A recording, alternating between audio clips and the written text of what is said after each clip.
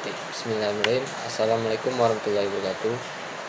Alhamdulillahirrahmanirrahim. Assalatu wassalamu ala asyrofil anbiya'i wal mursalin wa ala alihi rasulillahi ajma'in. Yang terhormat Ibu Uswatun ME dan teman-teman yang saya banggakan. Di sini saya akan menjelaskan tentang macam-macam riba. Riba adalah dalam bahasa Arab yang merujuk pada praktik bunga atau keuntungan yang dikenakan dalam transaksi keuangan.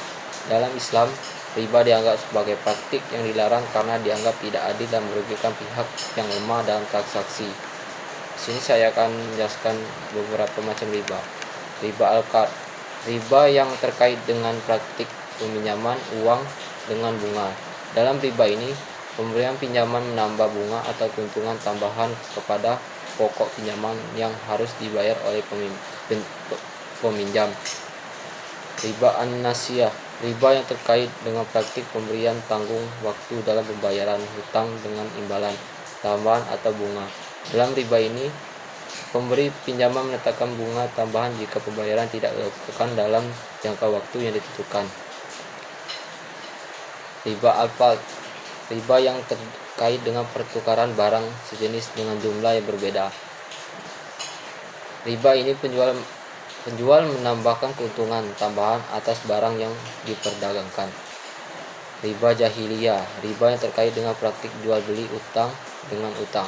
Dalam riba ini, seorang penjual memberi barang kepada pembeli dengan syarat pembayaran di masa depan, tetapi kemudian membeli kembali barang tersebut dengan harga yang lebih tinggi.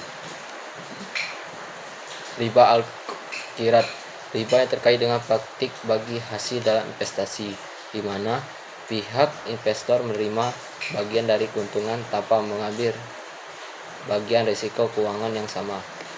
Riba al-mudharabah, yang terkait dengan praktik bagi hasil dalam bisnis, di mana pengusaha menerima bagian keuntungan tanpa mengambil bagian risiko keuangan yang sama.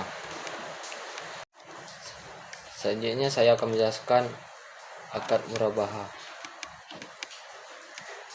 Akad murabahah adalah akad jual beli di mana penjual memberitahu pembeli tentang harga pokok barang serta keuntungan yang akan diperoleh oleh penjual. Pembeli setuju untuk membeli barang tersebut dengan membayar harga pokok serta keuntungan yang telah disepakati. Contoh akad murabahah. Seorang pembeli ingin membeli mobil dan meminta bantuan dari lembaga keuangan syariah. Lembaga keuangan membeli mobil tersebut atas permintaan pembeli dan menjualnya kepada pembeli dengan menambah keuntungan yang telah disepakati sebelumnya. Pembeli membayar harga mobil tersebut secara mencicil sesuai dengan kesepakatan yang telah dibuat. Dalam akad murabahah, harga pokok barang dan keuntungan harus disepakati secara jelas antara penjual dan pembeli. Sebelum transaksi dilakukan, akad ini digunakan dalam berbagai transaksi jual beli dalam keuangan syariah untuk memenuhi kebutuhan konsumen atau pembiayaan usaha dengan prinsip-prinsip yang sesuai dengan. Selanjutnya saya akan menjelaskan perbedaan antara akad mudharabah dan akad musyarakah. Perbedaan akad mudharabah. Dalam mudharabah, keuntungan dibagi antara pemilik modal dan pengelola modal sesuai kesepakatan sebelumnya. Namun kerugian biasanya ditanggung sepenuhnya oleh pemilik modal, kecuali jika kerugian disebabkan oleh kelalaian atau pelanggaran dari pihak pengelola modal. Sedangkan musyarakah, akad melibatkan dua pihak atau lebih menyumbangkan modal untuk bisnis bersama. Setiap pihak menyumbangkan modal dengan proporsi yang disepakati sebelumnya. Persamaan akad mudharabah dan akad musyarakah. Kerjasama modal, yaitu bagi mudharabah maupun musyarakah melibatkan kerjasama antara dua pihak atau lebih yang menyumbangkan modal untuk tujuan bisnis. Dalam pembagian keuntungan, keduanya melibatkan pembagian keuntungan antara para pihak berdasarkan kesepakatan yang diterapkan sebelumnya. Dalam bagi risiko, bagi mudharabah dan musyarakah berbagi risiko antara pihak terlibat dalam akad. Kerugian dapat ditanggung bersama-sama sesuai dengan kesepakatan yang telah dibuat. Kehalalan syariah, baik mudharabah maupun musyarakah adalah akad yang diakui dan sesuai dengan prinsip-prinsip Islam. Selanjutnya saya akan menjelaskan akad ijarah. Akad ijarah adalah akad sewa menyewa yang digunakan dalam keuangan syariah. Dalam akad ini, pihak pemilik aset menyewakan kepada pihak penyewa dengan imbalan pembayaran sewa yang telah disepakati sebelumnya. Pada dasarnya, akad ijarah merupakan kontrak sewa yang mematuhi prinsip-prinsip syariah. Di sini saya akan menjelaskan contoh penggunaan akad ijarah.